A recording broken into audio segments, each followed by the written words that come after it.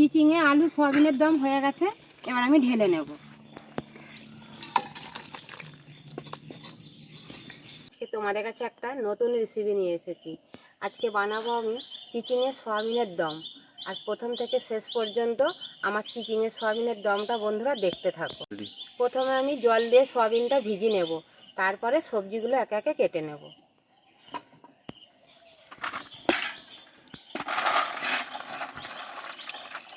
ঠান্ডা জলে সয়াবিনটা ভিজিয়ে নিয়েছি, তোমরা চাইলে গরম জল করেও ভিজিয়ে নিতে পারো। এবার আমি চিচিঙে আলু একে একে কেটে নেব।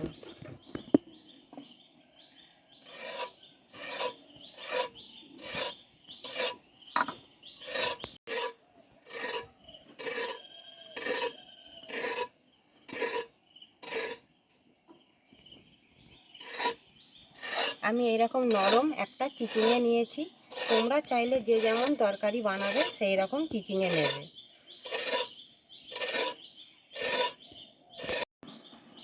চিচিঙেগুলো আমি এই রকম পিস পিস করে কেটে নিয়েছি।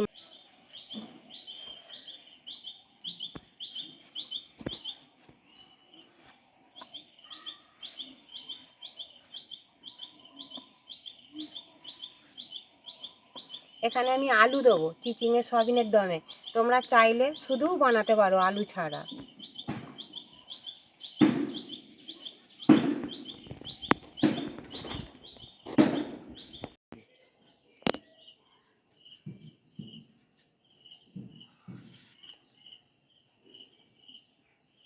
আলু আমি কেটে নিয়েছি, এবার আমি সবজিগুলো ধুয়ে নেব।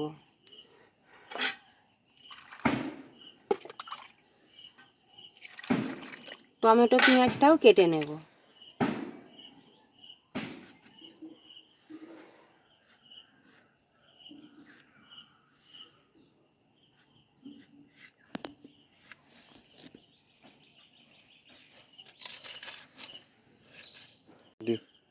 এখানে আমি পেঁয়াজটা কুচি দেব, তোমরা চাইলে পেঁয়াজটা বেটেও দিতে পারো।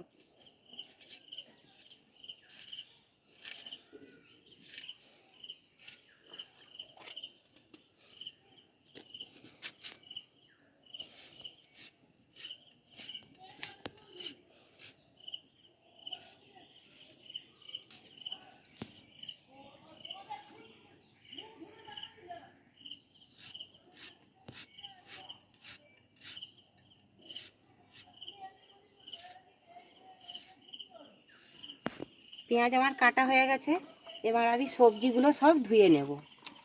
উনান জেলে কড়া বসিয়ে নিয়েছি, এখন আমি কড়াই তেল দিয়ে দেবো।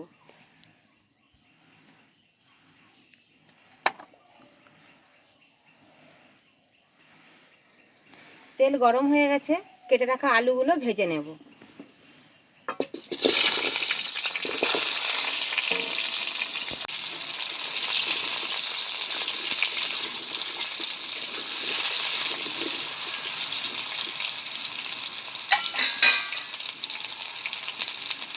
লবণ হলুদ দিয়ে আলুগুলো আমি ভালো করে ভেজে নেব।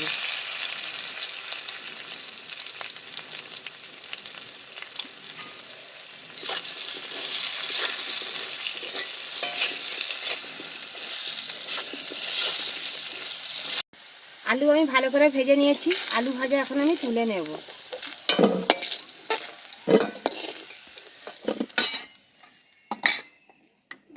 চিচিঙের দমের জন্য কেটে রাখা চিচিঙেগুলো ভেজে নেব।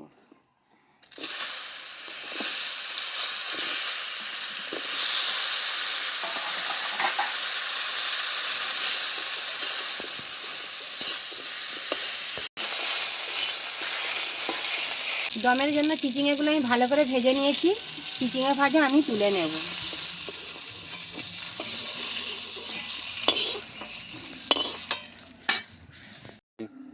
কড়াই দিয়ে দেবো সরষের তেল। তেলের ওপরে দেবো গোটা জিরে, গোটা তেজপাতা, গোটা শুকনো লঙ্কা।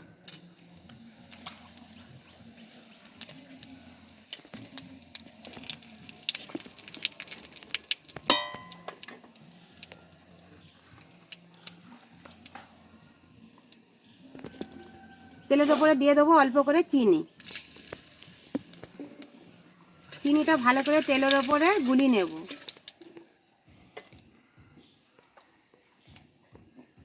দিয়ে দেবো কেটে রাখা পেঁয়াজ।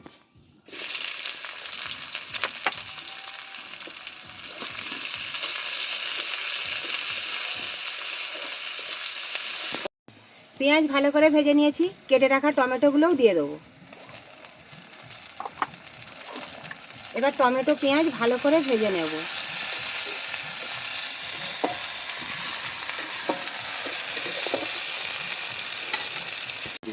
এখানে আমি বেটে নিয়েছি আদা রসুন শুকনো লঙ্কা বেটে নিয়েছি।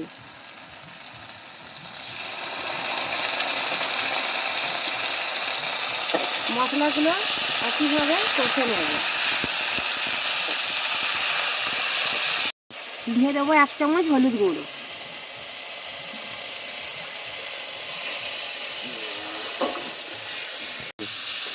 মশলা ধোয়া জলটা দিয়ে ভালো করে মশলাটা কষে নেব।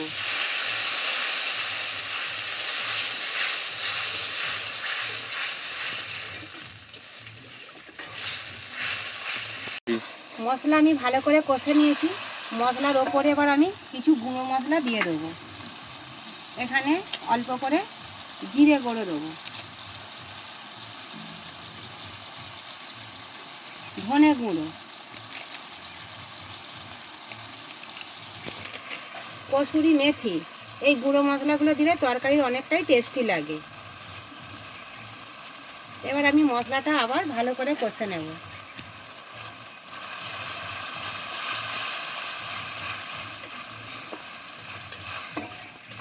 এইভাবে তরকারি করলে বন্ধুরা তোমরাও এই গুঁড়ো মশলাগুলো একটু করে তরকারির মধ্যে দেবে, দিলে খেতে অনেকটাই টেস্টি লাগে।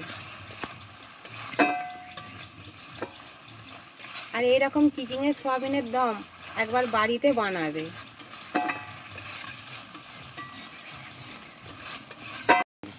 মশলা ভালো করে কষে নিয়েছি, মশলার থেকে তেলও ছেড়ে দিয়েছে। এবার আমি ভিজে রাখা সয়াবিনগুলো মশলার মধ্যে দিয়ে কষে নেব।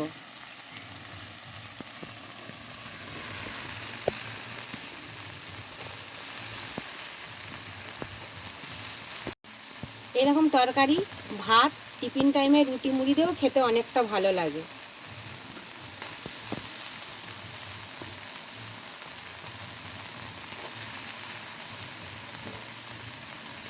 এবার আমি সয়াবিন মশলা ভালো করে কষে নেব।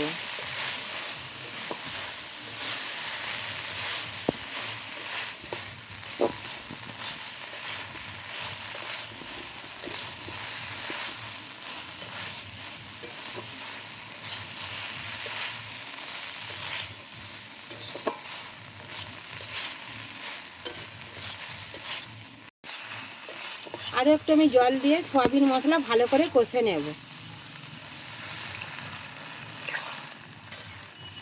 আর সয়াবিন চিচিংয়ের দমটা কে কোথায় থেকে বন্ধুরা দেখছো কমেন্টে জানাবে। চ্যানেলটিকে সাবস্ক্রাইব করে দেবে। এবার আমি একটু ঢাকা দিয়ে ভালো করে কষে নেব। ঢাকনা খুলে আমি দেখে নেব সয়াবিন মশলা ঠিকঠাক কষা হয়েছে কিনা। সয়াবিন মশলা সুন্দরভাবে কষানো হয়ে গেছে। সয়াবিনগুলো দেখো বন্ধুরা কত বড় বড় হয়ে গেছে। এবার আমি এর মধ্যে দিয়ে দেবো ভেজে রাখা আলু চিচিঙে, দিয়ে ভালো করে আবারও একটু কষে নেব।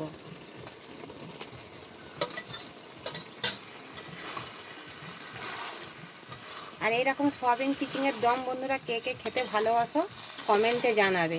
আর ভিডিওটা ভালো লাগলে চ্যানেলটিকে কমেন্ট, শেয়ার, সাবস্ক্রাইব করে দেবে।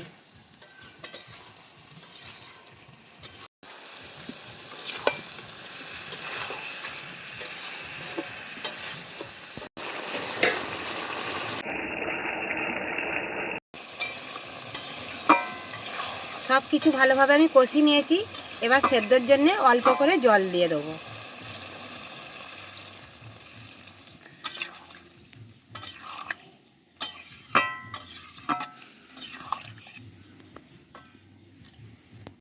ঢাকনা দিয়ে ভালো করে তরকারিটা এখন আমি সেদ্ধ করে নেব।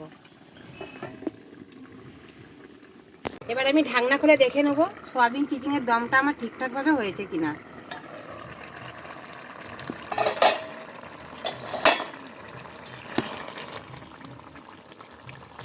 তরকারি আমার হয়ে গেছে, আলুও খুব সুন্দরভাবে সেদ্ধ হয়ে গেছে। এবার আমি নামাবার আগে ওপর দিয়ে একটু গরম মশলা গুঁড়ো ছড়া দিয়ে দেবো। ওপর দিয়ে গরম মশলা গুঁড়ো ছড়া দিয়ে আমি এখন তরকারি নামিয়ে নেব।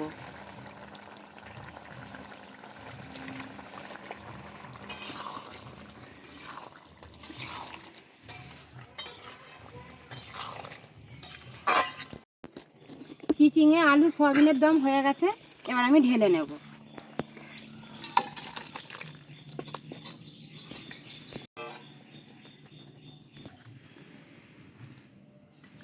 সয়াবিন চিচিংয়ের দম কেমন হয়েছে বন্ধুরা কমেন্টে জানাবে। আর আরও তোমাদের কাছে নতুন নতুন এরকম ভিডিও নিয়ে আসবো, চ্যানেলটিকে সাবস্ক্রাইব করে দেবে। আজকের মতো আমার এখানেই রান্না শেষ, আবার তোমাদের সাথে দেখা হবে অন্য কোনো রান্নার ভিডিওতে।